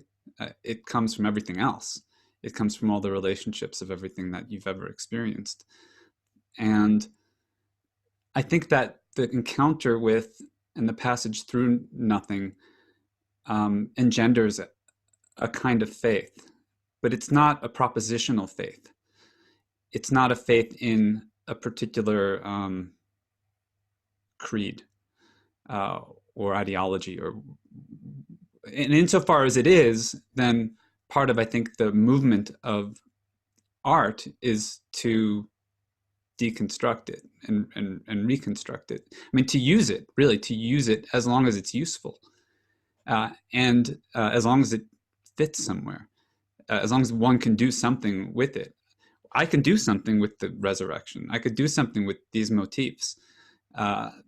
They have a way of coming back and of constellating, of reconfiguring our perception. So I think we can create, part of what we can create as poets, philosophers, thinkers, movement artists, we can create new narrative structures. We can take elements of the past because they still have charge. They're still awakened. They're still triggering, like basically, and then we can use them to different ends. So, I mean, I'm glad you brought up Aristotle, because we have the material, the efficient, the final, and the formal cause, and creativity works with all that. There's a given material. There's a sense of form, a sense of shape. How do the materials fit together? What can be done with them? There's the process of making them, but then there's also the why. Why make this work rather than another? Like, there is a difference between work that engenders. To me, it has to do with love. I think that love is the kind of secret sauce, and part of what I think art does, and what we need art to do at this time, is to help us love the world. We've loved God, we've loved each other, we've loved death, we've loved nothing, and the world is so hard. It's so it's so frustrating. It's so just contrary to our success. Like, it is what is there to prevent us from succeeding. But that we have to be able to.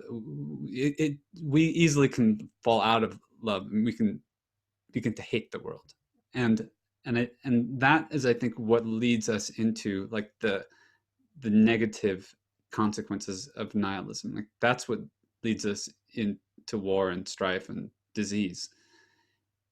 If we can love the world, then we'll do something with it. We'll use it to, we'll create with it. This was a theme in Jeremy's talk. He brought up the withness a few times, and I think that I resonate with that a lot, because the myth of our time is the successful, heroic individual that stands above the world and controls and masters it. That's our idol, in popular culture, the Elon Musk or the Steve Jobs, whoever it is. They're not with us. They're somewhere else, having a presumably, supposedly better life that we're en masse kind of manipulated into pursuing, because that's part of the whole game. That's how we spend money and keep the whole machine going. That creates these very few winners. I like the losers. The losers are they're my people, and beautiful losers. Beautiful losers. And I think the losers who create something with their loss and with what's left actually end up subverting the game and winning in the end. And that's a faith. That's my faith. And it's not about the end, actually. Part of the I think enabling belief, the enabling narrative structure, is that the means and ends, that the ends justify the means. And in creativity, what's created is its own end. And the process of creating it is its own end. It's never ending. So how something is done, how something is created, how something is received, is of the utmost importance. It makes no good just getting to a piece of art that becomes a dead artifact that doesn't create an experience that in itself is worthwhile. It's not for the sake of something else. It's not a means to some other end. The world is not for something else. The world is here for our participation in it, and to create something beautiful, I think. And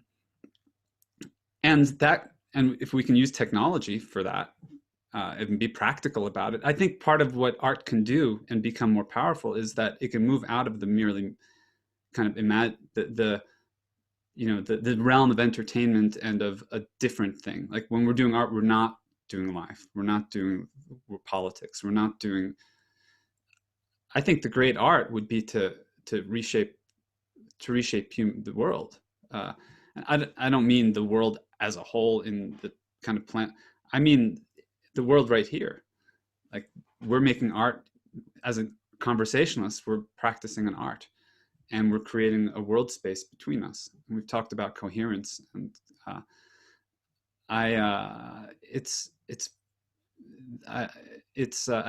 when it occurs, it really is something special, and I think it helps with that relationship with the world, and brings more love into it. So thank you for sharing your time, your attention, your love. And one more thing, can I interject something? Oh, please. Yeah, I'm done. The history of this event today. Doug posted the Monterey Jung thing. I'd already seen some of it, but I was interested in Lisa, who's a former visitor to our cafe, and then Ed responded with Sean Kelly. And I said, great. Can you post this announcement? And Ed did a great job, and he did it by Friday. And then that gave whoever was interested the time to gather their thoughts around this. And I think this has been an excellent example of what happens when we collaborate together. If one person has to do all the coordinating, it's a chore. And I've tried to do it, and I don't want to do that. I want something collaborative to emerge. And we all could. We could give our wish list of things to study or to review or to talk about. But I think this is how do we frame these events is going to be extremely important to our survival as a species. I think we're too often being force-fed stuff that we don't really have our hearts and minds invested in. And I think that these are the opportunities we have to do something different besides just regurgitate what we've already been told is the truth. So anyway, I just want to say this works. We've had robust experiences of this cafe when it works. I think we've also have had experiences of when it's gone off track. And I think we need to know the difference of when we're on track, when we're off track. And when we're off track, how do we get back on track? And I think these are things that, there's no manual for this. I mean, lots of people have lots of theories about organization and organizational design and all that. But I think we could really bring a value to ourselves and the communities we are members of, and we're part of different groups. And it's not just about going up and going down, it's about going sideways, We have to translate adequately from group to group to group. So I think we're doing this today. I think we have done it in the past. We can continue to do this in the future, and we can create resilience, and we can use this technology in maybe ways that it has not been designed to be used. And I think this is hopeful. So thank you. Thank you. So Marco, I'm going to do a little riffing off of your jazz that I really liked. Is that, for me, because of coming to the understanding of the deficient rational, and its major deficiency is the separation. It separates, it sectors everything. And how we don't realize that we're right in the midst of creativity in this world. By being in this world, we're in creativity. What we do with it is an act of faith, in the sense, faith in my own artistic vision or participation. And so it's understanding that separation is a functional necessity, maybe. Like, you know, I'm separate in a room, closed doors, for purposes of not being setting a boundary. In other words, separation could be a boundary, but we don't lose sight. We're the ones that create the boundary. We're the ones that create the separations for whatever function we're trying to do. Even an artist separates, hopefully consciously, in their own studio to do the work, like you were pointing to. But that's not, you know, that's still, that work is being informed, or however you want to, filled from their experience of being in the world. Like, as far as I'm concerned, my death experience has informed my own sense of being an artist of life, because that's just the way I've decided to live, and focus it on conversation, and not interested in any kind of commercialization for myself. I own that. It's just because of the timing and stuff, I've just decided, you know, that's the way I want to live. So thank you for. Yeah, well, that's keeping it real. Yeah. So, but I like your, you know, that's the riff. I was really, but, you know, I was bringing my own words alongside your words. Yeah, I heard the saxophone going.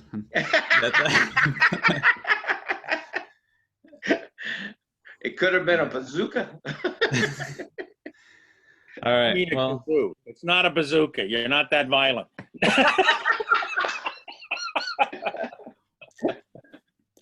So if a topic comes together, somebody has the initiative to frame it by Friday, that gives us the opportunity to do the reading, to reflect, and then we could have a better likelihood of successful cafe. Yeah, on Tuesday. This has been real successful. I agree with John. I really have enjoyed this.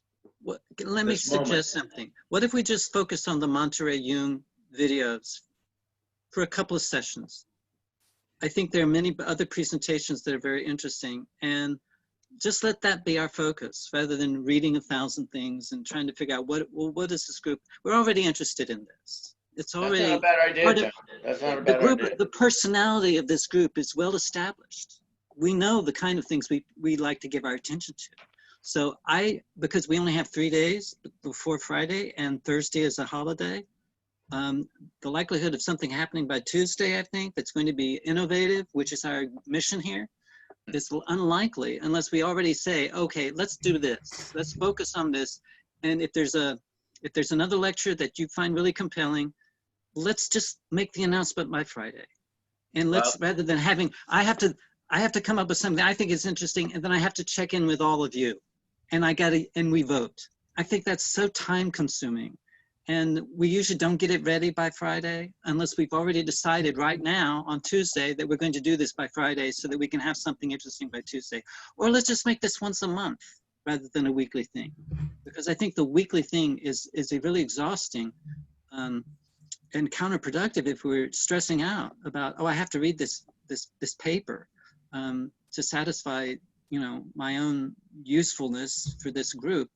And anyway, I think the videos take less than an hour, and they're easy to absorb. We're already experts to some extent in Gebser world, so I think we should just try to translate even better than we do already these complex interfaces between a Jung and a Gebser and God knows who else. So that's my spiel. Thanks. Well, I'll say that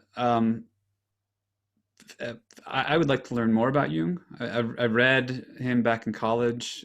Read a couple of things here and there.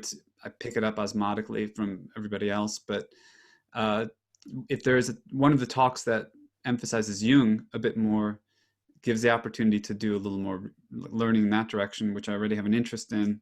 For me, that would work. But in general, just the idea of going back, there's a whole trove of videos there, I think, that we could draw from. Well, in terms of Jung, the one that I listened to about with Royce, he was coming more from Jung than Gebser. He's a Jungian psychologist. So I'm curious about Gebser's Red Book. And he talks about that. He talks about the Red Book. Let's go with the Red Book. Let's do that. Okay. So we've got and it could be, it could be in 2 weeks. A month is a long time. That might be good with the holiday. That might be good. Yeah, just go ahead and put it off 2 weeks. Okay, let's do that. So not next Tuesday. I don't know the exact date, but it's going to be the first or second Tuesday in December. It's going to be the 3rd of December. Okay. And so Red Book will be the theme, and we can look at Monterey Jung and any contributor there, and anything else you might be in. I was wrong. The 3rd would be next week, so it's the 10th of December. Perfect. Yeah. Let's do that. Did I hear right? We're going to try to find a video about his Red Book. I think that someone on the Monterey Jung, someone focuses on the Red Book? Royce, the one that I listened to about the spirit in the net, he focuses, there's a lot of touching in around the Red Book, but there's more Jung than Gebser, but he brings in Gebser.